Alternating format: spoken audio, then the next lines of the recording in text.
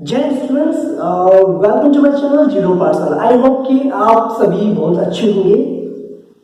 Okay, तो अब हम स्टार्ट करने जा रहे हैं chapter number 3 of class 8 NCERT understanding coordinators. Okay, तो हम सबसे पहले बच्चे इंट्रोडक्शन पार्ट पढ़ेंगे एक्सरसाइज 3.1 का। तो इंट्रोडक्शन पार्ट में क्या पढ़ना है? सिंपल कर्व्स के बारे में पढ़ना है, क्लोज कर्व्स पढ़ना है, पॉलीगन्स पढ़ना है, टाइप्स ऑफ पॉलीगन्स पढ़ना है और angles and property of coordinator को हम डिस्कस करेंगे। ठीक है, चलिए देखिए, पहले बच्चे सबसे पहले बात करते हैं बच्चे प्लेन सरफेस की। आपने सुना होगा प्लेन सरफेस, प्लेन सरफेस सुना आपने? ओके, जैसे बच्चे हम बात करते हैं, जैसे आपकी नोटबुक है, नोटबुक ये क्या बिल्कुल प्लेन सरफेस है। इसमें हम इजीली जो है कोई भी फिगर ड्रॉ कर सकते हैं, है ना, चाहे वो क्लोज्ड हो, चाहे वो सिंपल हो, चाहे किसी भी तरीके का कर्व हो, उसको हम ड्रॉ कर सकते हैं इजीली। ये प्लेन फिगर हो गया। ठीक है, अच्छा प्लेन फिगर हो, क्लियर बात समझ में आ गई बच्ची, है ना। तो इसी को जैसे हमारा बोर्ड है, ये क्या बच्चे प्लेन सरफेस है। क्या है ये? Plane surface. इजीली हम इसमें जो है कोई फिगर जो है बच्चे से पॉइंट्स हमने कलेक्शन ऑफ पॉइंट्स से हमने एक फिगर ड्रॉ कर दिया, सही करके। ठीक है, इजीली हम इसमें ड्रॉ कर सकते हैं। ओके, उसके बाद बच्चे हम बात करें सिंपल कर्व्स। तो पहले बच्चे कर्व होते क्या है? कर्व क्या है? बेसिकली कर्व बेसिकली बच्चे क्या है, लाइंस के ही वो है, मतलब क्या कर सकते हैं हम कि डिफरेंट पॉइंट्स का कलेक्शन करके हमने क्या बनाया, कर्व्स में। सपोज के बच्चे कर्व्स आपको इस तरीके से हो सकते हैं, या आपकी स्ट्रेट लाइन भी हो सकती है, या आपकी इस फॉर्म में भी हो सकती है, या आपकी इस तरीके से भी हो सकती है, ये आपकी ऐसे करके भी हो सकती है। ओके, तो ये सब बेसिकली क्या है, कर्व्स। कर्व्स है, कर्व्स, कर्व है बिल्कुल। ठीक है, डिफरेंट टाइप्स ऑफ कर्व है। ओके, तो अब हम बात करते हैं सिंपल कर्व। सिंपल कर्व क्या होते हैं? सिंपल कर्व क्या होता है? सिंपल कर्व जैसा बच्चे मैंने कहा, एक आपका सर्कल ड्रॉ, ये हो गया सिंपल कर्व। ठीक है, अब हमने कहा बच्चे हमने पॉलीगन ड्रॉ कर दिया, सपोज के पढ़ा नहीं पॉलीगन के बारे में, ये सिंपल कर्व हो गया। ठीक है, ये हमने ये ड्रॉ कर दिया, सिंपल कर्व हो गया। ठीक है, ये हमने लाइन ड्रॉ कर दी, सिंपल कर्व हो गया। ओके, ये हमने बच्चे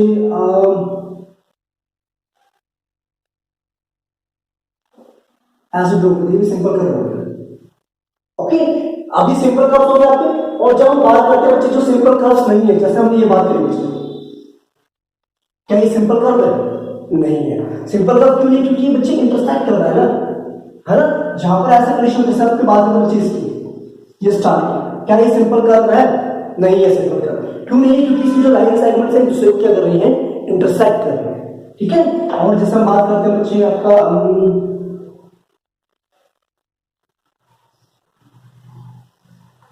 क्या ये सिंपल कर्व है? नहीं है। ठीक है, तो ये जो होते हैं हमारे सिंपल कर्व्स और सिंपल कर्व्स जो नहीं है वो हमने डिस्कस कर लिया है। अब देखिए उसके बाद हम बात करें क्लोज्ड कर्व्स की। बच्चों तो क्लोज से नाम समझ में आ रहा है आपको। क्लोज मींस होता है जो बिल्कुल क्या हो, क्लोज्ड हो। ठीक है ना, बिल्कुल क्लोज्ड हो। जैसे हमने बात की बच्ची, क्या है क्लोज्ड फिगर है? ऑब्वियसली बात है क्लोज्ड कर्व है, ये भी क्लोज्ड कर्व है, ये भी क्लोज्ड कर्व है, ये भी क्लोज्ड कर्व है। ठीक है, क्या ये क्लोज्ड कर्व है? नहीं है। अगर बच्चे में इसकी बात करा, क्या ये क्लोज्ड कर्व है? नहीं है। क्यों नहीं है? क्योंकि बच्चे इसको हमने अगर इसको ऐसे ज्वाइन कर देंगे, बंद कर देंगे पूरा, तो ये क्लोज्ड होगा। ओके, बात समझ में आ गई? तो ये क्लोज्ड कर्व भी आपको समझ में आ गया। ठीक है बच्चे, एक और चीज था, इंटीरियर और एक्सटीरियर आपने पढ़े होंगे छोटी क्लासेस में। इंटीरियर मींस होता है जैसा हमारी फिगर ये देख के कर्व हम ये देख रहे हैं, इंटीरियर मींस इसके अंदर जो भी पॉइंट्स होते हैं, और एक्सटीरियर मींस इसके बाहर वाले पॉइंट्स। ये तो आपको पता है, उस कर्व के बाहर क्या होते हैं, एक्सटीरियर होते हैं, और अंदर जो होते हैं इंटीरियर होते हैं। ये तो आपको पता है। ठीक है बच्चे, बात समझ में आ गई? ओके, अब हम बात करते हैं पॉलीगन्स की, जो कि हमें इंपॉर्टेंट भी और पढ़ना भी है। ठीक, अब हम बात करते हैं पॉलीगन्स की। अगर बच्चों हम पॉलीगन्स वर्ड को अगर स्प्लिट करते हैं तो we will get poly means many, ज्यूएलएस सेगमेंट्स मींस लाइन सेगमेंट। अभी कंटिन्यू पॉइंट, यानी पॉलीगन्स वो होते हैं जो बहुत सारे लाइन सेगमेंट से मिलकर बने होते हैं। ठीक है, पॉलीगन्स क्या होता है, हमारे क्लोज फिगर होते हैं, सिंपल क्लोज फिगर्स होते हैं। These are simple close curves which are made up of different number of line segment. Okay, अगर इसकी पॉलीगन्स की हम डेफिनेशन की हम बात करें बच्चे, तो बेसिकली पॉलीगन क्या है बच्चे? It is a simple closed curve,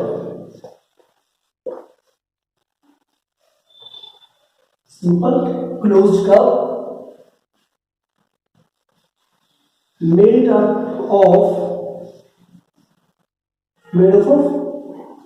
a line segment.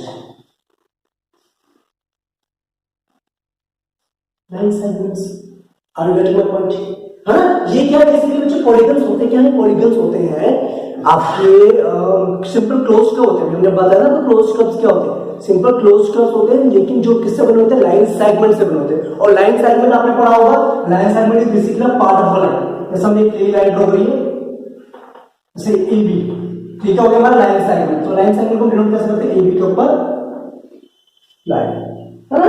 किस तरीके से जोड़ होते हैं हम? ओके, तो A B is the line segment हमारे। ओके ना, ये बात समझ में आ गई, क्लियर बात। चलो अब इसके अंदर एग्जांपल्स की हम बात करें। देखिए बच्चों, ये हमारा एक सिंपल क्लोज कर्व है। आप जानते हैं स्फीयर के बारे में, ये क्या आपका सर्कल है। क्या ये जो फिगर है, ये जो कर्व है, लाइन सेगमेंट से बना हुआ है? नहीं। तो क्या इसको हम पॉलीगन कहेंगे? नहीं। ओके, अब देखिए दूसरी बात, सब लिखा सब ए बी सी। अब देखो बच्चे, ये भी एक लाइन सेगमेंट है, ये भी एक लाइन सेगमेंट है, और ये भी एक लाइन सेगमेंट है। तो इसका मतलब ये क्या हुआ? This is a polygon. बात समझ में आ रही है ना? ये आपको कौन सा समझ में आ गया कि पॉलीगन्स बेसिकली वो होते हैं which are made of line segment, close figures होती है। अच्छा मुझे बताओ बच्चे, क्या मैं दो लाइन सेगमेंट से क्लोज फिगर बना सकता हूं? यानी पॉलीगन्स के लिए, अगर हम पॉलीगन्स की बात करें, कोई भी ऐसा पॉलीगन बताओ जो कि क्लोज्ड है, दो लाइन से मिलकर बना हुआ है, ऐसा कोई है? नहीं है। ठीक है, तो स्टार्टिंग कहां से होती है? ट्राइंगल से स्टार्ट होता है ना? तीन लाइन सेगमेंट्स मिलकर के आप ट्राइंगल बनाते हैं, चार लाइन सेगमेंट्स मिलकर के आप क्वाड्रेटर बनाते हैं, पांच मिलकर के क्या बनाते हैं? पेंटागन बनाते हैं। ठीक है, बात समझ में आ गई? तो यानी कि मिनिमम जो लाइन सेगमेंट हमें रिक्वायरमेंट है पॉलीगन्स के लिए, वो कितनी रिक्वायरमेंट है? 3। ओके, दो से हम जो है पॉलीगन ड्रॉ नहीं कर सकते, क्लोज फिगर ड्रॉ नहीं कर सकते। देखिए बच्चों, अब हम बात करते हैं डिफरेंट पॉलीगन्स की बात करते हैं। अभी मैंने आपको बताया था पॉलीगन जो है लाइन सेगमेंट से मिलकर बना हुआ। ठीक है, अगर मैं बात करूं बच्चा, अगर तीन लाइन सेगमेंट है तो क्या बनेगा हमारा? ट्राइंगल। ओके, तीन लाइन सेगमेंट होगा ट्राइंगल से, 1 2 एंड 3। और अगर 4 लाइन सेगमेंट्स होंगे तो उसको क्या कहेंगे हम? क्वाड्रिलेटरल कहेंगे। क्या कहेंगे? क्वाड्रिलेटरल। और उसकी शेप किस तरीके से होती है? इस तरीके से कुछ। अगर 5 होंगे तो उसको कहेंगे पेंटागन। क्या कहेंगे? पेंटागन। 5 लाइन सेगमेंट से बना अगर कोई पॉलीगन है क्लोज फिगर तो उसको हम पेंटागन कहेंगे। अच्छी तरह से होती है, ठीक है। अगर 6 से बना तो उसको कहेंगे हेक्सागन, 7 से बना तो हेप्टागन, ठीक है। और अगर 8 से बना है तो उसके ऑक्टागन, 9 से बना तो नोनागन, और 10 से बना है तो डेकागन। यानी जितनी लाइन सेगमेंट्स आपकी होती है उसके अकॉर्डिंग उसका जो है पॉलीगन का नाम डिसाइड होता है। देखो मिनिमम जो पॉलीगन को ड्रॉ करने के लिए हमारे पास 3 लाइन सेगमेंट्स की रिक्वायरमेंट होती है, और मैक्सिमम बच्चे कितने भी हो सकते हैं। ओके स्टूडेंट्स, अब हम बात करते हैं टाइप्स ऑफ पॉलीगन्स के बारे में। देखिए पॉलीगन्स बच्चे बेसिकली हमने ना इसको 4 कैटेगरी में डिवाइड किया हुआ है। First one is convex polygon, second one is concave polygon, and third one is regular polygon, and the fourth one is irregular polygon. अब ये क्या होते हैं वन बाय वन डिस्कस करते हैं। देखिए कन्वेक्स पॉलीगन की हम बात करें, convex polygon, okay, convex polygon basically होते हैं, कैसे होते हैं बच्चे? दीज आर दोज पॉलीगन्स जिसमें एंगल्स जो है 180 डिग्री से, every angle is less than 180 degree, 180 degree से छोटे होते हैं। फॉर एग्जांपल जैसे हम इसके एग्जांपल्स की अगर हम बात करें तो जैसे आपको हो गया पेंटागन, ठीक है, या हेक्सागन, या क्वाड्रिलेटरल, या ट्रायंगल, ठीक है, या रोम्बस। ओके स्टूडेंट्स, तो these are basically convex polygons. इसमें देखिए बच्चे एंगल्स देखिए सबके सब 180 डिग्री से छोटे हैं। ओके, तो इन पॉलीगन्स को हम कहते हैं कन्वेक्स पॉलीगन्स कहते हैं। क्लियर बात समझ में आ गई। दूसरी बात करते हैं कनकेव पॉलीगन्स की। ओके स्टूडेंट्स, तो कनकेव पॉलीगन्स वो पॉलीगन्स होते हैं जिसमें one angle is greater than 180 degree. बात समझ में आई, यानी जिसमें एक एंगल जो है 180 डिग्री से बड़ा होता है। फॉर एग्जांपल जैसे हम बात करते हैं बच्चे, एग्जांपल्स की बात करते हैं, जैसे हमने कहा बच्चे इस तरीके से फिगर में देखिए। ठीक है, अब देखिए ये वाला एंगल जो 180 छोटा है, ये भी छोटा है 180 से, लेकिन दिस वन एंगल जिसको हम कहते हैं रिफ्लेक्स एंगल, रिफ्लेक्स एंगल कौन सा होता है? 180 डिग्री से बड़ा होता है। तो ये वाला एंगल 180 डिग्री से बड़ा है, उस पॉलीगन को हम कहेंगे कनकेव पॉलीगन्स। ठीक है, जहां पर भी आप इस तरीके की फिगर देखोगे, ठीक है, जिसमें आपकी जो है एक वर्टेक्स जो अंदर की तरफ हो, ठीक है, एक वर्टेक्स जो अंदर की तरफ हो, तो इसका मतलब वो जो है पे कनकेव पॉलीगन्स होंगे। क्लियर बात समझ में आ गई बच्चे? ओके, अब बात करते हैं रेगुलर पॉलीगन्स की। किसकी बच्चे? Regular polygons. अच्छा, रेगुलर पॉलीगन्स क्या होते हैं? रेगुलर पॉलीगन्स की खास बात ये होती है कि regular polygons are always equilateral and equiangular. Are you getting my point? Regular polygons कौन से होते हैं? जो इक्विलेटरल होते हैं और इक्विएंगुलर होते हैं। ठीक है बच्चे, इक्विलेटरल का मतलब क्या होता है? जिनकी सारी साइड्स क्या होती हैं? सेम लेंथ की होती हैं, और जिसके सारे एंगल्स क्या होते हैं? इक्वल होते हैं, है ना? जैसा आपने पढ़ा था बच्चे इसके बारे में, इक्विलेटरल ट्रायंगल के बारे में, है ना, जिसमें क्या होता है? तीनों साइड आपस में इक्वल होती है। आप ले लीजिए बच्चे स्क्वायर ले लीजिए, स्क्वायर में क्या होता है बच्चे? All sides are equal and all angles are of 90 degree. अच्छा, ठीक है, ये बात समझ में आ गई। ठीक है, ठीक है। अगर बाई चांस बच्चे, अगर किसी भी क्वेश्चन में आपसे बोला जाता है कि it is a regular polygon, तो डेट मीन्स वो कहना चाहते हैं कि रेगुलर पॉलीगन्स में इसके जो जितने भी एंगल्स हैं वो सारे के सारे सेम है, और इसकी जितनी भी साइड्स है वो सारी की सारी क्या है? Equal in length. अच्छा, ठीक है बच्चे, अब बात करते हैं इर्रेगुलर की, इर्रेगुलर पॉलीगन्स की। तो बच्चे इर्रेगुलर पॉलीगन्स बेसिकली वो होते हैं जिनमें ये कंडीशन सेटिस्फाइड नहीं होती है। ठीक है, जैसे मैं कह सकता हूं बच्चे, बात करता हूं रोम्बस की, बात करते हैं रोम्बस की। रोम्बस बच्चे एक बात सुनो, रोम्बस में आपने पढ़ा है कि रोम्बस की जो होती है all sides of rhombus are equal, यानी रोम्बस की चारों साइड्स इक्वल होती हैं, लेकिन लेकिन लेकिन रोम्बस के चारों एंगल्स इक्वल नहीं होते हैं। इसीलिए ये रोम्बस जो है रेगुलर पॉलीगन नहीं होता है, इर्रेगुलर पॉलीगन होता है। ठीक है, यानी इसकी साइड्स तो इक्वल है लेकिन इसके एंगल्स इक्वल नहीं है। रेगुलर के लिए क्या चाहिए? दोनों कंडीशंस होनी चाहिए। अगर हम बात करें रेक्टेंगल की,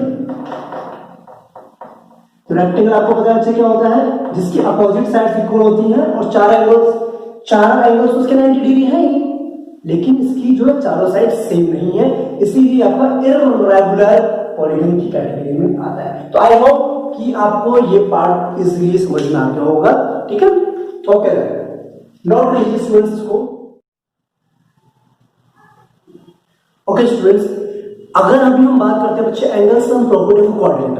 आपने बच्चे angle sum property of triangle पढ़ा था कि ट्रायंगल के तीनों एंगल्स को जो हम ऐड करते हैं वी गेट 180 डिग्री। बट जब हम बात करते हैं क्वाड्रिलेटरल की, क्वाड्रिलेटरल मैंने आपको अभी बताया था basically it is a simple closed curve होता है जिसको हम पॉलीगन्स की कैटेगरी में डालते हैं, और इसमें कितनी साइड्स होती है? 4 आपकी साइड्स होती हैं, 4 वर्टिसेस होती हैं एंड 4 एंगल्स होते हैं। ठीक है, अब बच्चे क्वाड्रिलेटरल्स को भी हमने अलग अलग कैटेगरी में डिवाइड किया, हम फर्दर जब स्टडी करेंगे तब आपको डिस्कस करेंगे। ठीक है, अब बच्चे बात करते हैं angle sum property of quadrilateral, यानी अगर कोई भी मेरे पास एक क्वाड्रिलेटरल दे देता है, सपोज कि मेरे पास कोई क्वाड्रिलेटरल है जिसमें 4 साइड्स होते हैं, A बी सी डी। ठीक है, अगर बच्चे इस एंगल को मानो एंगल 1, इस एंगल को मानो एंगल 2, इस एंगल को मानो एंगल 3, तो ये बोल रहा है क्वेश्चन, ये जो हमें समझना है क्या बोल रहा है कि एंगल जो प्रॉपर्टी एंगल हम लोग ले रहे हैं, angle 1 plus angle 2 plus angle 3 plus angle 4, वो किसके बराबर होता है, कितना होता है ना। हमें तो बच्चे पता है ट्रायंगल के तीनों एंगल का सम कितना, तो 180 डिग्री होता है, लेकिन क्वाड्रेटर के चारों एंगल का सम कितना होगा ये हमें बताना है। ठीक है, वैसे तो आपको पता होगा कितना होता है, 360 डिग्री होता है, लेकिन आए कैसे, कैसे सॉल्व करा, कैसे आया हम बताते हैं। ये आपको क्वाड्रेटर है जिसमें कितने एंगल्स हैं, 4 एंगल्स होते हैं। ठीक है, ओके, तो बच्चे इसको डिस्कस करने से पहले एक चीज आपको बता दें डायगोनल्स के बारे में। डायगोनल्स क्या होते हैं, व्हाट आर डायगोनल्स? कोई भी पॉलीगन आपने ड्रॉ कर, सपोज कि ट्रायंगल की बात करते हैं या बात करते हैं, कोई भी आपने पॉलीगन ड्रॉ करा, सपोज कि आपने पेंटागन ड्रॉ किया। ठीक है, तो डायगोनल्स क्या होते हैं, basically diagonals are the line segment, okay, which are connected to the non-consecutive vertices of the polygon। मतलब क्या है, डायगोनल्स वो होते हैं जो, जैसा हमने यहां से ड्रॉ करना है, ठीक है, यहां से ड्रॉ करना है, यानी किसी कॉन्जिक्यूटिव वर्टिसेस ये है और नॉन कॉन्जिक्यूटिव कौन सी होगी, ये वाली होगी। ठीक है, यानी कि जब भी हम किसी भी पॉलीगन के एक वर्टेक्स से, एक कॉर्नर से किसी नॉन कॉन्जिक्यूटिव, यानी कि कॉन्जिक्यूटिव हो गया कि बगल वाला, उसके नेक्स्ट वाला जो है उससे हम लाइन को ज्वाइन करते हैं, वो क्या बन जाती है, आपकी डायगोनल बन जाती है। अब जैसे हम यहां पर से ड्रॉ करते हैं तो ये भी क्या हो गया, डायगोनल। ठीक है, अब यहां से भी अगर हम ड्रॉ करते हैं तो ये भी क्या हो गया, आपकी diagonal. These are basically diagonals. Okay, बात समझ में आ गई? ओके ना, इतनी बात समझ में आ गई बच्चे? ओके, उसको मिटा दें। चलिए अब देखिए बात, ये क्वाड्रेटर है, इस एंगल को मिलाते हैं। अगर मैंने इसको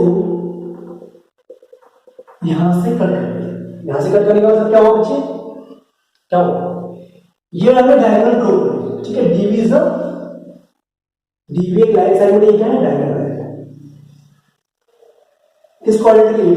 ठीक है, अब देखो, अब इसने क्या करा बच्चे, ये जो पूरा एंगल था उसको इसने दो पार्ट में डिवाइड कर दिया, इसको मान लो एंगल 5, इसको मान लो एंगल 6, इसको मान लो एंगल 7, इसको मान लो एंगल 8। बात समझ में? ठीक है, अब देखो इसमें क्या बने, दो ट्रायंगल बने, एक ट्रायंगल आपका ये बन गया, एक ट्रायंगल आपका ये बन गया। ठीक है बच्चे, बात समझ में? अगर मैं नीचे वाले ट्रायंगल को भूल जाऊं तो मुझे पता है बच्चे एंगल्स एंड प्रॉपर्टी को पढ़ो, angle 1 plus angle 5 plus angle 7 equals to 180 degree. समझो बात को बच्चे, समझो। देखो ना, एक ट्रायंगल हमारा ये बन गया, इसका एंगल का सम कितना 180 डिग्री होगा, दूसरा ट्रायंगल हमारा ये बन गया, इसके एंगल को ऐड करो 6 plus angle 3 plus angle 8 equals to 180 degree. मेरे पास ये ट्रायंगल प्लस में ये ट्रायंगल है ना, तो इन दोनों के एंगल्स का सम अच्छा प्रेजेंट ये 180 डिग्री इसका हो गया, 180 डिग्री इसका हो गया। अगर मैं इन दोनों को ऐड कर दूं, इन दोनों इक्वेशंस को और इसको, तो हमें क्या मिलेगा, हमें मिलेगा क्या, angle 1 plus angle 5 plus angle 7 plus angle 6 plus angle 3 plus angle 8 equals to 180 degree plus 180 degree 360 degree. कोई दिक्कत अच्छा है? अब देखो, एंगल 1 हमें चाहिए था, ठीक है, एंगल 2 कैसे मिलेगा, एंगल 2 उसका हमारा अच्छा है, ये वाला हमारा एंगल 2 था, ठीक है हमारा, और ये वाला हमारा क्या था, एंगल 4 था पूरा, है ना। अगर एंगल 2 की बात करें तो क्या होगा, एंगल 2 हमारा एंगल 5 प्लस एंगल 6 होगा, तो एंगल 5 प्लस एंगल 6 की अपन लिख सकते हैं angle 2। Okay, angle 7 plus angle 8 की जगह हम लिख सकते हैं एंगल 4 प्लस एंगल 3। कितना होगा, नोट करो बच्चे। तो ये था angle 1 plus angle 2 plus angle 3 plus angle 4 equals to 360 degree. इसका मतलब ये हुआ कि क्वाड्रिलेटरल के चारों एंगल्स का सम कितना होता है, इक्वल्स टू 360 डिग्री। बात समझ में? तो ये था आपका इंट्रोडक्शन पार्ट एक्सरसाइज 3.1 का। आई होप कि आपको समझ में आ गया होगा। अगर किसी भी स्टूडेंट्स को कोई डाउट होता है तो कमेंट कीजिए, ओके, अगर समझ में आता है तो लाइक कीजिए, शेयर कीजिए अपने दोस्तों के साथ। ठीक है स्टूडेंट्स, नोट कर लीजिए तरह।